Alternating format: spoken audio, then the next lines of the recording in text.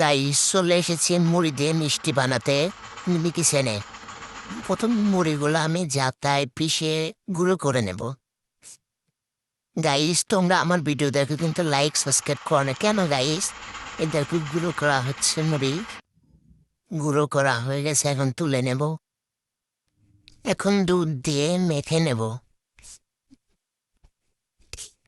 মাখানো হয়ে গেছে, এখন আমি মিষ্টিগুলো বানিয়ে নেব। এরকম গোল গোল করে সবগুলো বানিয়ে নেব। মিষ্টিগুলো বানানো হয়ে গেছে, এখন কড়াইতে তেল দিয়ে ভেজে নেব। কড়াইতে তেল দেব,